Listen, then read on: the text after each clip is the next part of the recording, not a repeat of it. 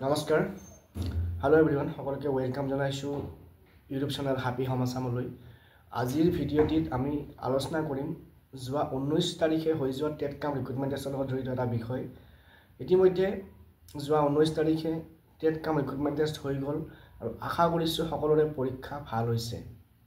কিন্তু সকলোৰে মনত এটা প্ৰশ্ন আহি আছে যে বাকিবোৰ পৰীক্ষাৰ যেনে SI পৰীক্ষা হওক ADRE পৰীক্ষা হওক সকলোৰে এনসাৰ কি দিয়া হ'ল, কিন্তু টেট কাম ৰিক্ৰুটমেণ্ট টেষ্টৰ এনসাৰ কি এতিয়ালৈকে পাব্লিছ হোৱা নাই বা দিয়া হোৱা নাই। তো সেইটো এটা সকলোৰে চিন্তা হৈ আছে।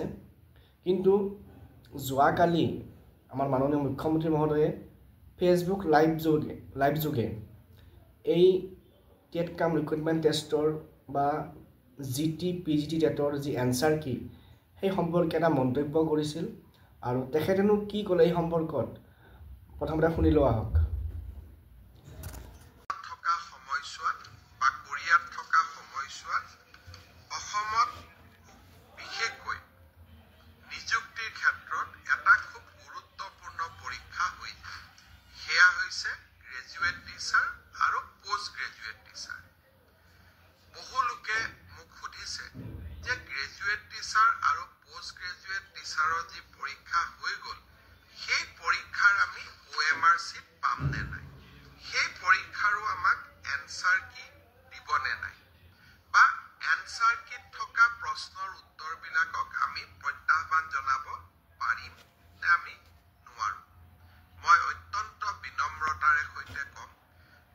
চৰকাৰী নিয়োগ পৰীক্ষাত স্বচ্ছতা অনাৰ বাবে আমি প্ৰতিশ্ৰুতিবদ্ধ।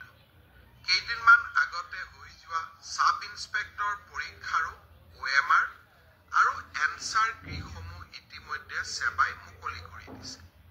হাইস্কুলৰ যি গ্ৰেজুৱেট আৰু উচ্চতৰ মাধ্যমিক বিদ্যালয়ৰ যি পোষ্ট গ্ৰেজুৱেট টিচাৰ ৭,০০০ পদৰ বাবে যি পৰীক্ষা হৈ গ'ল, সেই পৰীক্ষাৰো এনসাৰ কি আৰু পদৰ সংখ্যাটো অলপ মুৰিফাল সিফাল হ'ব পাৰে, কিন্তু পৰীক্ষাটোৰ আনসাৰ কি আৰু OMR চিটসমূহ পৰীক্ষাৰ্থীসকলে যাতে পায় তাৰ ব্যৱস্থা অহা এসপ্তাহৰ ভিতৰতে সেৱাই কৰি দিব। আৰু স্বচ্ছতাৰ ক্ষেত্ৰত আমি ক'তো কম্প্ৰমাইজ নকৰোঁ। গতিকে আপোনালোকে শুনিলে ভিডিঅ'টো বা চালে, তাত মুখ্যমন্ত্ৰী মহোদয়ে কৈছে যে অহা এসপ্তাহৰ ভিতৰত সেৱাৰ ফালৰ পৰা এই সম্পৰ্কত ব্যৱস্থা লোৱা হ'ব, অৰ্থাৎ এসপ্তাহৰ ভিতৰত এনসাৰ কিসমূহ দিয়াৰ ব্যৱস্থা কৰা হ'ব, যাতে ল'ৰা ছোৱালীয়ে বা ষ্টুডেণ্টবিলাকে কম্পেয়াৰ কৰি চাব পাৰে যে তেওঁলোকে যি এনসাৰ কৰিছে বা এনসাৰ কি আছে সেইখিনি মিলাই চাব পাৰে।